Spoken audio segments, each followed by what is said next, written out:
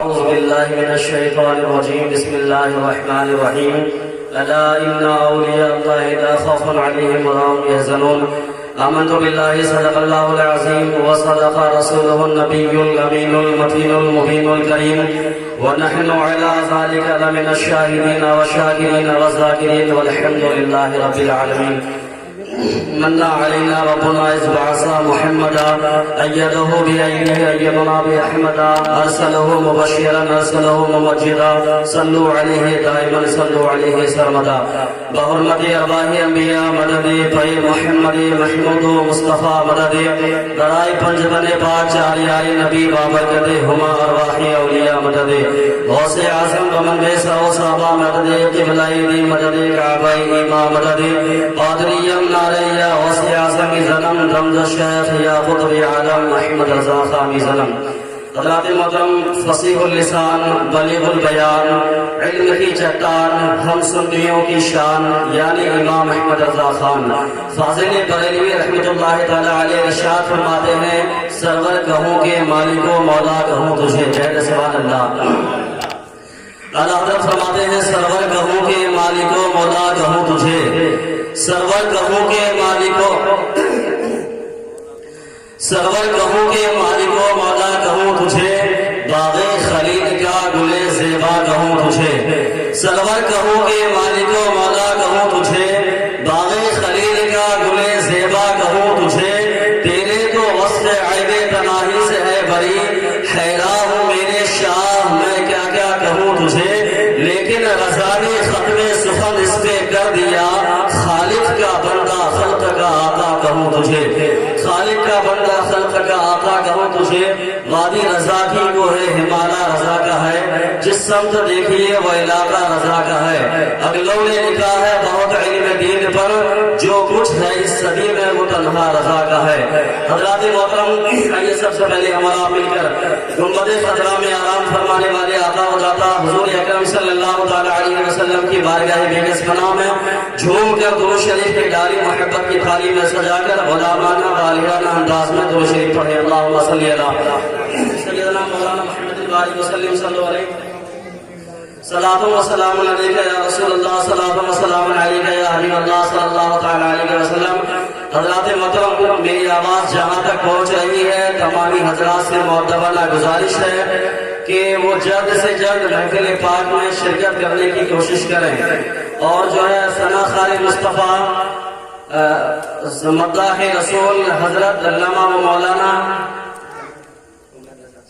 جناب عمر رضا صاحب پیری یہ باہر سے تشریف لائے ہیں ان کو سننا ہے لہٰذا جہاں تک میری آواز پہنچ رہی ہے تمامی حضرات سے گزارش ہے کہ وہ جلد سے جلد محفل میلاد شریف میں شرکت کرنے کی سعادت حاصل کرے حضرات محترم آج کا جو یہ محفل آج کا یہ جلسہ یہ پروگرام جو سجایا گیا ہے تاج الشریعہ فخر ازہر وارث علوم اعلیٰ حضرت علامہ و مولانا مفتی اختر رضا خاں ازہری دامت برکاتہم العالیہ کے نام سے اس محفل پاک کو منعقد کیا گیا ہے اس محفل پاک کو رچایا گیا ہے سجایا گیا ہے تو میری کوشش ہوگی حضور تاج الشریعہ کی شان میں چند لفظ گوشائی کروں دعا کروں کہ اللہ تبارک و تعالیٰ کی بارگاہ میں اللہ رب العزت ہمیں حق بولنے حق سننے اور اس پر عمل کرنے کی توفیق عطا فرمائے حضرات محترم دیکھیں پہلے کے دور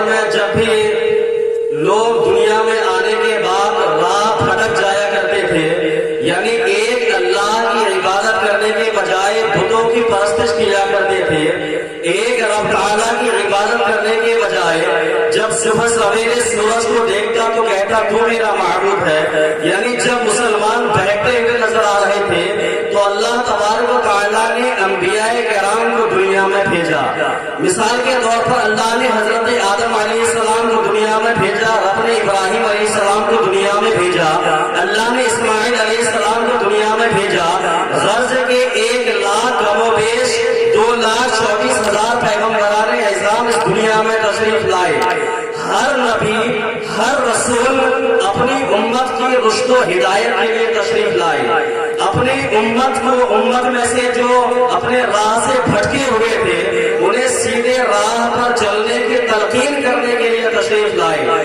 کے بعد جب اللہ تبارک و تعالیٰ نے اپنے آخری نبی کو دنیا میں بھیجا، ہمارے اور آپ کے آقا صلی اللہ علیہ وسلم جب دنیا میں تشریف لائے تو حضور کے تشریف لانے کے بعد اللہ تبارک و تعالیٰ نے نبوت کے سلسلے کو اسٹاپ کر دیا۔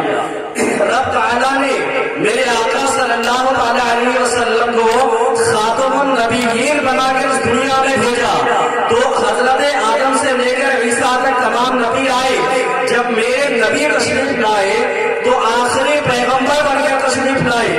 اب نبی کے بعد کوئی نیا نبی آنے والا نہیں ہے، میرے مصطفیٰ کے بعد کوئی اور پیغمبر آنے والا نہیں ہے۔ تو ایک سوال پیدا ہوتا ہے کہ پہلے کے امتی جب گناہوں میں مصروف رہا کرتے تھے، پہلے کے لوگ جب سیدھے راہ سے بھٹک جایا کرتے تھے تو اللہ تعالیٰ نبیوں کو بھیجتا تھا، رب تعالیٰ رسولوں کو بھیجتا تھا۔ اب حضور کے بعد نبوت کا سلسلہ رب نے اسٹاپ کر دیا، اللہ نے نبی کو آخری نبی بنا کر بھیجا ہے۔ تو گویا کہ اب حضور کے بعد کوئی نیا نبی آنے والا نہیں ہے۔ تو کہنے کا مطلب یہ ہے اب حضور کے بعد جو حضور کی امتیں ہیں جب یہ سیدھے راہ سے بھٹک جائیں گے، جب ہم گناہوں میں مبتلا ہوں گے تو پھر ہمیں سیدھا راہ کون دکھائے گا؟ جب نبوت کا سلسلے کو اللہ نے اسٹاپ کر دیا تو پھر ہمیں سیدھے راہ پر کون چلائے گا؟ تو حضور اکرم صلی اللہ علیہ وسلم ارشاد فرماتے ہیں اللہ تبارک و تعالیٰ یہ کام میری امت کی علماء کو سونپ دیا ہے۔ اللہ کے نبی صلی اللہ علیہ وسلم ارشاد فرماتے ہیں کہ اللہ تبارک و تعالیٰ نے میرے بعد نبوت کے سلسلے کو بند کر دیا، ختم کر دیا۔ میرے بعد اب کوئی نیا نبی آنے والا نہیں ہے۔ اب جو کام پہلے کے انبیاء کیا کرتے تھے، جو پہلے کے رسول کیا کرتے تھے، وہی کام میری امت کی علماء کیا کریں گے، وہی کام میری امت کے علماء کریں گے۔ یہی وجہ ہے ایک عالم دین کو وارث انبیاء کہا جاتا ہے۔ اس کی وجہ یہی ہے جو علماء انبیاء کے وارث ہے تو یہ کس بنیاد پر ہے؟ زمین جائیداد کی بنیاد پر نہیں، گھر مکان دکان کی بنیاد پر نہیں، بلکہ ایک عالم دین اگر کسی نبی کے وارث ہے تو یہ علم کی بنیاد پر ہے، تبلیغ کی بنیاد پر ہے۔ تو جو کام پہلے کے انبیاء کرام کیا کرتے تھے اب وہی کام حضور اکرم صلی اللہ علیہ وسلم کے امتی میں سے عالم دین کیا کریں گے۔ اب میں آپ کو بتاؤں جہاں پر 100 عالم دین ہوا کرتے ہیں، حضرات محترم میں عرض یہ کر رہا تھا کہ اللہ تبارک و تعالیٰ نے جب اپنے پیارے پیغمبر اپنے نبی صلی اللہ علیہ وسلم کو دنیا میں بھیجا تو حضور اکرم صلی اللہ علیہ وسلم کے تشریف لانے کے بعد اب کوئی نیا نبی نہیں آئے گا، اب کوئی نیا رسول نہیں آئے گا۔ تو پہلے کے دور میں جو کام انبیاء کرام کیا کرتے تھے، رسولان اعظام کیا کرتے تھے، اب حضور کی امت کے علماء وہی کام کیا کریں گے، یعنی بھٹکے ہوئے کو سیدھے راہ دکھائیں گے۔ جو کافر و مشرک ہو رہے ہیں انہیں کلمہ پڑھا کر اسلام میں داخل فرمائیں گے۔ حضرات محترم تو ہر صدی میں ہر 100 سال کے بعد اللہ تبارک و تعالیٰ ایک ایسے عالم کو پیدا فرماتا ہے جو مجدد ہوا کرتا ہے۔ اللہ تبارک و تعالیٰ ہر 100 سال کے بعد ایک ایسا عالم پیدا فرماتا ہے جو مجدد ہوتا ہے۔ حضرات مجدد کا مطلب یہ ہوتا ہے مجدد ہر شخص نہیں ہوتا، مجدد ہر عالم نہیں ہوتا، بلکہ 100 سال کے بعد اللہ تبارک و تعالیٰ کسی ایک کو مجدد بناتا ہے۔ حضرات دنیا جانتی ہے جب بریلی کی سرزمین پر میری اور آپ کے اعلیٰ حضرت رضی اللہ تعالیٰ عنہ مجدد بنے، اس وقت لوگ میرے آقا علیہ السلام کے علم دین پر اعتراض کیا کرتے تھے، طرح طرح کے فتنہ اور فساد کے ماحول میں لوگ گرفتار ہوتے نظر آتے تھے۔ حضرات اس وقت کا ماحول تھا، لوگ میرے آقا علیہ السلام کے علم دین کو گھٹانے کی، میرے نبی صلی اللہ علیہ وسلم کی شان کو گھٹانے کی کوشش کر رہے تھے، لوگ حضور کے علم غیب پر اعتراض کیا کرتے تھے۔ تب جا کر اللہ تبارک و تعالیٰ نے حضور اعلیٰ حضرت کو بریلی کی سرزمین پر پیدا فرماتا ہے۔ حضرات محترم جب حضور اعلیٰ حضرت رضی اللہ تعالیٰ عنہ پیدا ہوئے تو حضور اعلیٰ حضرت رضی اللہ تعالیٰ عنہ نے اپنے قلم کے ذریعے سے، حضور اعلیٰ حضرت نے اپنے قلم کے ذریعے سے وہ جہاد کیا اور 72 فرقے باطل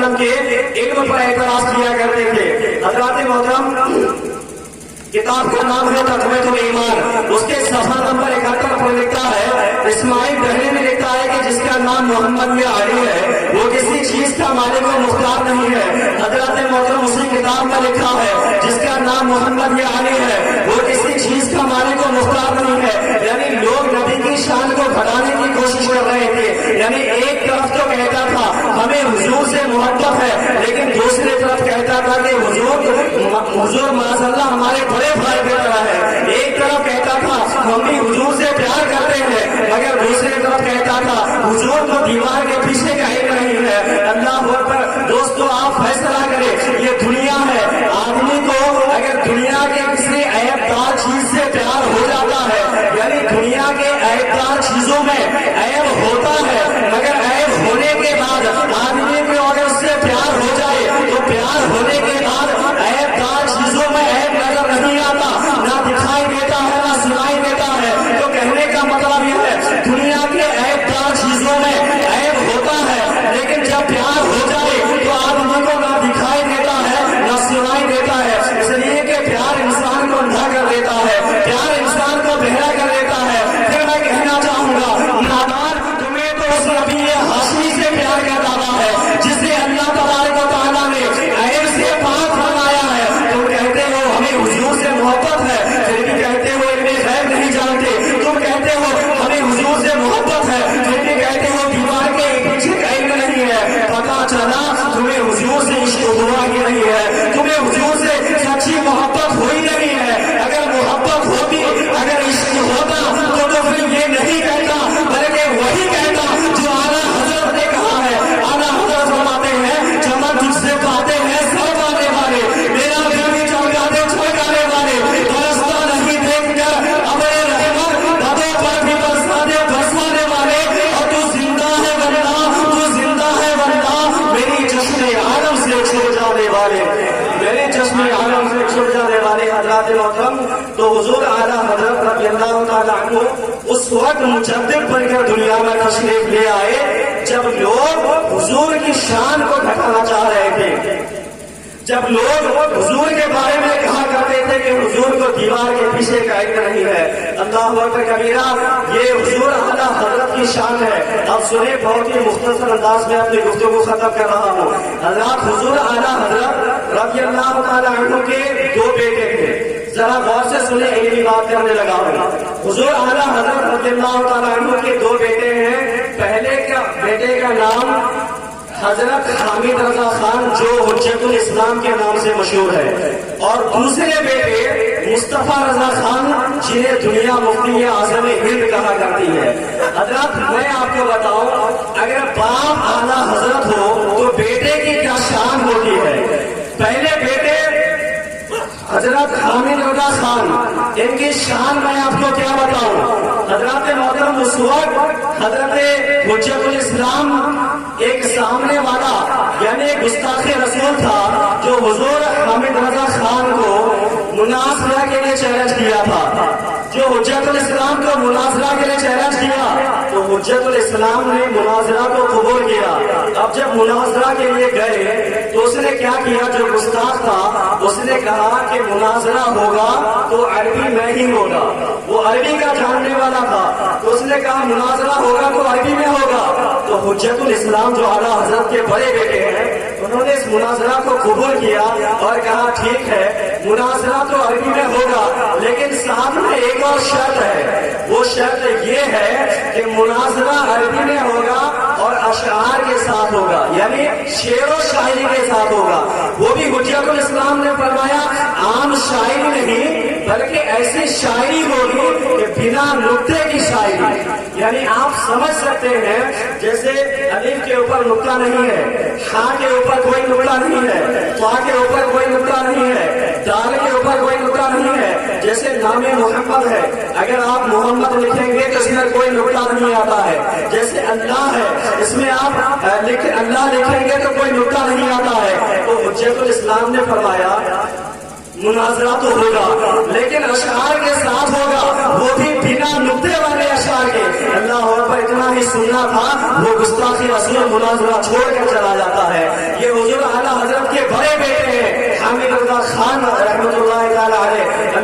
ایک مرتبہ کی بات ہے، حجت الاسلام حضرت حامد رضا خان راجستھان کے ضلع ادے پور میں تقریر کرنے کے لیے گئے تھے۔ جب وہاں تقریر کرنے کے لیے گئے تو ان کے ہاتھ میں ایک پرانا زخم تھا، ان کے ہاتھ میں بہت ہی پرانا زخم تھا، ایسے کرسی پہ بیٹھ کے وہ تقریر کر رہے تھے۔ تو تقریر کرتے کرتے جب جوش میں آئے تو جوش میں آنے کے بعد انہوں نے اپنے ہاتھ کو کرسی پہ مارا، اور ہاتھ کا کرسی پہ مارنا کا ان کا زخم کھل جاتا ہے، زخم پھٹ جاتا ہے۔ تو وہاں کے لوگ حجت الاسلام کو وہاں سے ایمبولینس کو بلایا گیا، اور بلانے کے بعد ڈاکٹر کے پاس لے جایا گیا۔ روڈ کے اس پار ایک عیسائی ڈاکٹر کا نرسنگ ہوم تھا، عیسائی ڈاکٹر کا نرسنگ ہوم تھا، وہاں لے جایا گیا۔ ڈاکٹر نے دیکھا اور دیکھنے کے بعد کہا مولانا اس بیماری کو کتنے دنوں سے پال رہے ہو؟ تو حجت الاسلام نے فرمایا تو علاج کرنے کا تمہارے کام ہے، تم علاج کرو۔ چنانچہ ڈاکٹر نے کہا کہ آپریشن کرنا پڑے گا، ذرا غور سے سنیں، ڈاکٹر نے کہا آپریشن کرنا پڑے گا۔ تو حجت الاسلام نے فرمایا پھر تم آپریشن کی تیاری کرو۔ تو حجت الاسلام نے فرمایا تم آپریشن کی تیاری کرو۔ اب ڈاکٹر آپریشن کی تیاری میں لگ جاتا ہے، تمام سامان کو اکٹھا کیا جاتا ہے۔ اکٹھا کرنے کے بعد جب ایک انجیکشن ہاتھ میں لے کر ڈاکٹر جب حجت الاسلام کے قریب آیا تو حجت الاسلام نے فرمایا یہ کیا ہے؟ تو ڈاکٹر نے کہا یہ بے ہوشی کا انجیکشن ہے، یہ بے ہوشی کا انجیکشن ہے، اسے جب ہم ریڑھ کی ہڈی پہ لگائیں گے تو آدمی ایسے بے ہوش ہو جائے گا کہ انگلی کاٹنا تو دور کی بات، اگر گردن کاٹ دیا جائے تو پتہ نہیں چلے گا۔ اللہ اکبر کبیرہ اتنا سننا تھا، حجت الاسلام نے ڈاکٹر کے کلائی کو پکڑ لیا، ڈاکٹر کے ہاتھ کو تھام لیا، اور تھامنے کے بعد کہا ڈاکٹر مجھے بے ہوش مت کرنا، مجھے بے ہوش مت کرنا، بغیر بے ہوشی کے انجیکشن لگائے تم آپریشن شروع کر دو۔ اللہ اکبر کبیرہ۔ اب ڈاکٹر حیران تھا، ڈاکٹر حیران تھا، پریشان تھا، آخر بغیر بے ہوش کیے میں آپریشن کیسے کروں؟ حضرات محترم، تو ڈاکٹر نے کہا آخر آپ ایسا کیوں کہہ رہے ہیں؟ تو سنیں حجت الاسلام کا جواب سنیں۔ اللہ اکبر، جب باپ عاشق رسول ہو تو بیٹا بھی عاشق رسول ہوا کرتا ہے، جب باپ فنا فی رسول ہو تو بیٹے کے اندر بھی وہ صحبت کا اثر آ ہی جاتا ہے۔ حضرات محترم، تو حجت الاسلام نے فرمایا اے ڈاکٹر سنو، میرے دل میں ایک تمنا ہے اور وہ یہ ہے کہ میں حضور کو دیکھنا چاہتا ہوں۔ کہتے سبحان اللہ۔ انہوں نے کہا میں حضور کو دیکھنا چاہتا ہوں، اور میں نے ابھی تک حضور کو دیکھا نہیں ہے، کہیں ایسا نہ ہو کہ تم انجیکشن لگا دو میں بے ہوش ہو جاؤں اور حضور تشریف لے آئے اور میں دیکھنے سے محروم رہ جاؤں، اسی وجہ سے تم انجیکشن مت لگانا۔ اللہ اکبر کبیرہ۔ ڈاکٹر نے کہا پھر کیا ہوگا؟ حجت الاسلام نے فرمایا سنو، تم آپریشن کی تیاری کرو، اور آپریشن جب کرنے لگو تو مجھے بتا دینا۔ میرے بابا اعلیٰ حضرت نے نبی کی شان کا سلام لکھا ہے، میرے بابا نے سلام لکھا ہے، میں اس سلام کو ترنم کے ساتھ پڑھوں گا، اور میں سلام پڑھوں گا تو مجھے آپریشن کرنے لگ جانا۔ اللہ اکبر کبیرہ۔ چنانچہ ڈاکٹر سارا سامان تیار کرنے کے بعد، تمام سامان تیار کرنے کے بعد حجت الاسلام کو بیڈ پہ لٹایا گیا۔ حجت الاسلام بیڈ پہ لیٹے، اور لیٹنے کے بعد اپنا منہ کعبے کی طرف کیا، اور کعبے کی طرف کرنے کے بعد اپنا ہاتھ باہر نکال دیا، اور باہر نکالنے کے بعد فرمایا ڈاکٹر کیا تو تیار ہے؟ ڈاکٹر نے کہا ہاں میں تیار ہوں۔ اللہ اکبر کبیرہ۔ جیسے ہی ڈاکٹر نے کہا میں آپریشن کے لیے تیار ہوں، تو حجت الاسلام نے فرمایا، اب حجت الاسلام نے سلام پڑھنا شروع کر دیا۔ حجت الاسلام فرماتے ہیں، پڑھنے لگ جاتے ہیں مصطفیٰ جان رحمت پہ لاکھوں سلام، شمع بز میں ہدایت پہ لاکھوں سلام، شہر یار ارم پاسدار حرم نوبہار شفاعت پہ لاکھوں سلام، ڈال دی قلب میں عظمت مصطفیٰ سیدی اعلیٰ حضرت پہ لاکھوں سلام۔ اتنا پڑھا، پڑھنے کے بعد ڈاکٹر نے حجت الاسلام کے پیر میں چوٹیں کاٹی، لیکن حجت الاسلام نے پیر کو کھینچ لیا۔ اس کے بعد دوبارہ پھر پڑھنے لگے۔ حجت الاسلام پڑھتے ہیں، دور و نزدیک کے سینے والے وکان گانے لالے کرامت پہ لاکھوں سلام، پتلی پتلی گلے ان سکی پتیاں ان لبوں کی نزاکت پہ لاکھوں سلام۔ جب 3 مصرع مکمل ہوا، مکمل ہونے کے بعد ڈاکٹر نے پھر پیر میں چوٹیں کاٹا، تو حجت الاسلام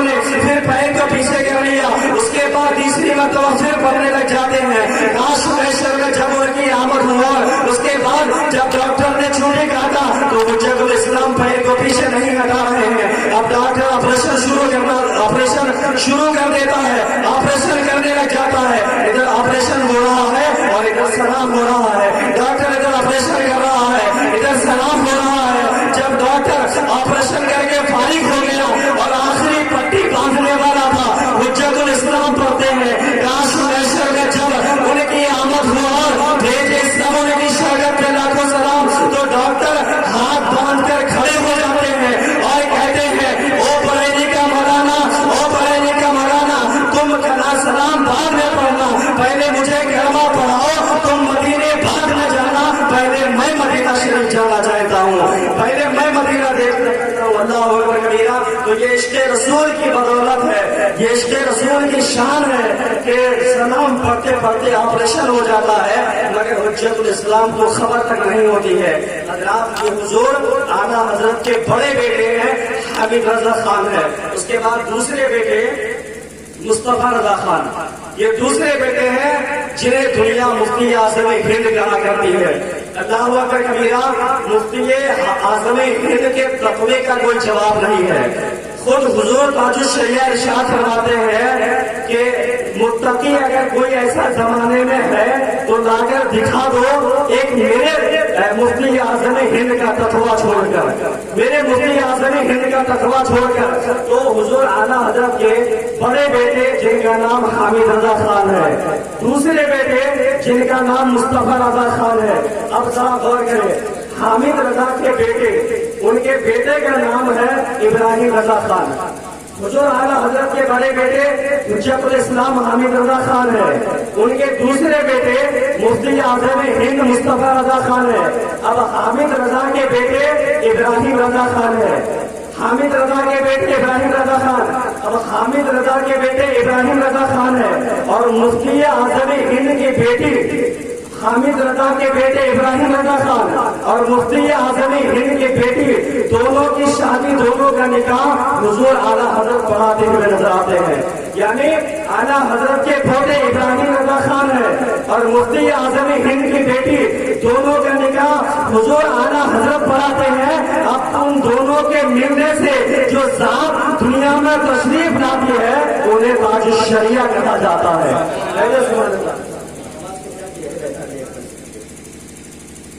دوسری پر اللہم صلی علی سیدنا مولانا محمد علیہ وسلم صلی علیہ السلام علیکہ یا رسول اللہ یا حبیب اللہ صلی اللہ علیہ وسلم. حضرات محترم, تو حضور اختر رضا خان تاج الشریعہ رحمت اللہ تعالی علیہ, ان کے والد گرامی کا نام حضرت ابراہیم رضا خان ہے, ان کے والد کا نام حجت الاسلام حضرت حامد رضا خان ہے, ان کے والد کا نام حضور اعلیٰ حضرت ہے, ان کے والد حضرت مولانا نقی علی خان ہے. حضرات محترم, تو یہ سلسلہ عشق کا چلا رہا ہے, یہ عشق کی داستان ہے, یہ محبت کی باتیں ہیں. حضرات محترم, اب ذرا غور کریں, جن کا نسب, جن کا شجرہ, یعنی حضور تاج الشریعہ کا شجرہ جب باپ کے طرف سے بھی اعلیٰ حضرت سے ملتا ہو اور ماں کے طرف سے بھی اعلیٰ حضرت سے ملتا ہو, کتنا فیض پایا ہوگا میرے سرکار تاج الشریعہ نے, کتنا فیض پایا ہوگا. یعنی حجت الاسلام سے بھی حضور تاج الشریعہ نے فیض پایا, مفتی اعظم ہند سے بھی تاج الشریعہ نے فیض پایا. تو اتنا فیض یاب ہوئے ہیں حضور تاج الشریعہ. حضور تاج الشریعہ جب دنیا میں تشریف لائے اس کے بعد ابتدائی تعلیم اپنی والدہ سے حاصل کرتے ہیں. ابتدائی تعلیم کے بعد منظر اسلام میں داخلہ لیا, اس کے بعد وہیں پر اپنی پڑھائی مکمل کرنے کے بعد 3 سال کے لیے جامعہ ازہر گئے اور وہاں جا کر اپنی تعلیم مکمل کی. حضرات محترم, جب وہاں سے فراغت حاصل کیے, جب وہاں سے پڑھ کے نکلے تو ہر طالب علم کی یہ کوشش ہوا کرتی ہے کہ ہم اول پوزیشن پر آ جائیں, ہم 1 نمبر پر آ جائیں. ہر طالب علم یہ کوشش کیا کرتا ہے کہ ہم 1 نمبر پر آ جائیں, مگر قربان جاؤ, جب جامعہ ازہر میں جب امتحان ہوا, امتحان کے بعد جب تمام بچوں کا رزلٹ آؤٹ ہوا تو استاد نے کہا اب کی بار جو اول پوزیشن پر آیا ہے وہ کوئی اور نہیں ہے بلکہ اعلیٰ حضرت کا پوتا تاج الشریعہ ہے جو 1 نمبر پہ آیا ہے, جو اول پوزیشن پر آیا ہے. حضرات محترم یہ حضور تاج الشریعہ رحمت اللہ تعالی علیہ کی ذات ہے جو محتاج تعارف نہیں ہے، ان کا ان سے مبارک ہے اور انہیں کے نام پر محفل پاک کا اہتمام کیا گیا ہے۔ حضرات محترم یہ حضور تاج الشریعہ کی ذات ہے، یہ حضور اعلیٰ حضرت رضی اللہ تعالی عنہ کے پوتے ہیں، حضور تاج الشریعہ ہے۔ حضرات محترم تو اسی طریقے سے اگر دیکھا جائے حضور تاج الشریعہ ایسے عاشق رسول ہے، حضور تاج الشریعہ ایسے عاشق رسول تھے جیسے حضور اعلیٰ حضرت رضی اللہ تعالی عنہ کو خلاف رسول کہا جاتا ہے، جیسے حضور اعلیٰ حضرت رضی اللہ تعالی عنہ جب بھی قلم اٹھائے ہیں انہوں نے کسی دنیا دار کے بارے میں نہیں لکھا، انہوں نے کبھی کسی آدمی کے بارے میں نہیں لکھا، بلکہ جب بھی اعلیٰ حضرت نے قلم کو اٹھایا ہمیشہ احمد مختار کے بارے میں لکھا ہے، ہمیشہ میرے آقا صلی اللہ تعالیٰ علیہ وسلم کی شان میں لکھا ہے۔ یہی وجہ ہے کہ جب حضور تاج الشریعہ نے قلم اٹھایا تو پھر حضور تاج الشریعہ نے دنیا کے بارے میں نہیں لکھا اور دنیا کے شان میں نہیں لکھا، بلکہ حضور تاج الشریعہ نے جب لکھا تو احمد مختار کے بارے میں لکھا۔ اور حضور تاج الشریعہ کہتے ہیں منور میری آنکھوں کو میرے شمس الضحیٰ کر دے، منور میری آنکھوں کو میرے شمس الضحیٰ کر دے، غموں کے دھوپ میں وہ سایہ زلف دبا کر دے اور جہاں پانی عطا کر دے، کھری جنت ہوا کر دے، نبی مختار گل ہے جس کو جو چاہے عطا کر دے، نبی مختار گل ہے جس کو جو چاہے عطا کر دے۔ دعا کرتے اللہ تبارک و تعالیٰ کی بارگاہ میں اللہ رب العزت ہم تمام لوگوں کو تمام اولیاء کرام سے بے انتہا محبت کرنے کی توفیق عطا فرمائے تاکہ یہی محبت کل حشر کے میدان میں ہمارے لیے شفاعت کا ذریعہ بن سکے۔ وآخر دعوانا الحمد